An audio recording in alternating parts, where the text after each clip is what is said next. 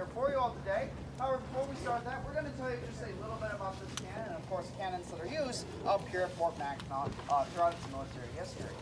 So for starters, well, Fort Mackinac here would be utilizing cannons, actually even when it was first built in 1780. They will be utilizing these cannons to defend the harbor area and the village down below, more in particular.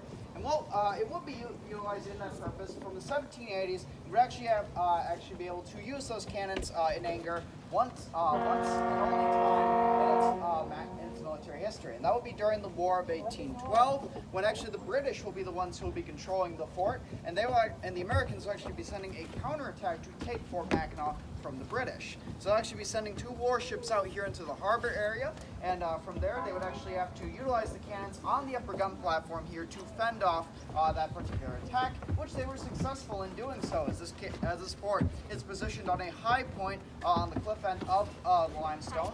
So quite simply, they're able to fend off those ships very easily, whereas the ships themselves, they have to elevate their cannons at a certain point to actually hit inside the fort and do any significant damage. Whereas, well, quite simply, with us being on such a high point, they were not able to, bounced off the walls, and were able to fend off that attack fairly easily.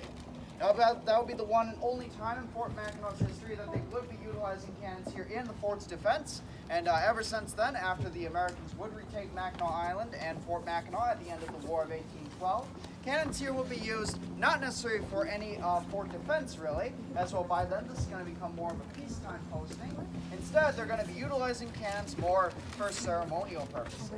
So they're going to be mostly utilizing cannons here for salute shots, basically just black powder with no cannonball inside, just make a loud bang to celebrate something. And all the way up even to the 1880s, the time period that we are dressed to represent, they are still utilizing these cannons, and they're actually utilizing them quite simply as also a bit of a tourist attraction as well, as tourists like yourselves would come here by the fort at certain times where they would actually be firing off that salute shot. And well, today we're going to be continuing that tradition and firing off a salute shot to welcome you all here to Fort Mackinac.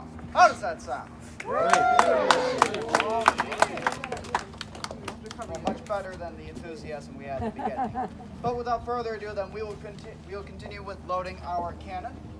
Now, before we actually load it proper, we first have to clean the cannon. You see, our last shot left some smoldering debris or embers in the base of this cannon barrel, and if we were to put a live cannon charge on those potential sparks, well, it's not going to be very good for Andrew working at the front end of the cannon here. So, in order to get him out, we're going to be taking a leather thumb patch, cover up the touch hole to make sure no air goes in to stoke up those embers. All the while, Andrew will utilize our auger or gunner's worm to fish out that debris. Now, if he finds anything today, it will be some historically inaccurate aluminum tin foil.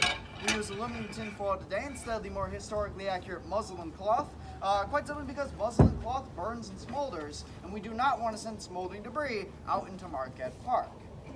Alright, well, with that being said, though, we're going to move on to our next tool, that being the wet swab, a dirty wet sponge at the end of a stick. We're going to be running this down the barrel, and this will be dousing potential sparks in water, as well as cut off all air circulation inside of the cannon, combined with my thumb stalling here. So when Andrew holds it out, you might have heard a slight thunk. That was the vacuum we created inside the cannon collapsing, and our signal, we are safe to load the cannon charge. Now, the cannon charge we will be firing today is about 4 ounces of black powder, which, we're not going to lie, is rather small compared to the 1880s, where they were firing about 10 ounces of black powder. I know you may all say, "Aw." I know. But you see, we have to use a reduced charge simply due to the fact that, well, horses, I don't know if you noticed, but we have a lot of them out on Main Street, and, well, I don't know about you all, but I would like to keep a pleasant relationship with horses. Not like noises. But on that note, now we have the cannon loaded, we'll push it into the firing position. 1, 2, 3. Now we move on to our last step, which is priming the cannon. So we're going to be taking a brass spike called a gimlet and running it down the touch hole. This will pierce a hole into the cannon charge and make way for our ignition device. Now, this ignition device is a nifty little invention from the 1840s that would be called the friction primer. Now, the friction primer here, quite simply, is a small brass tube filled with very fine gunpowder.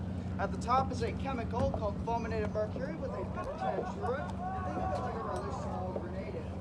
Once you pull this Oh, you want to get in front of me?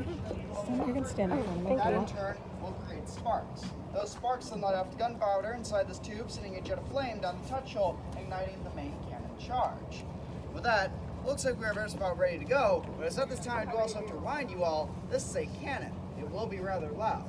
So highly recommend you either cover your ears or get your cameras ready, depending on our priority. Well, with that, there are now only 2 commands to fire the cannon. They are simply Your favorite ear. ready, fire!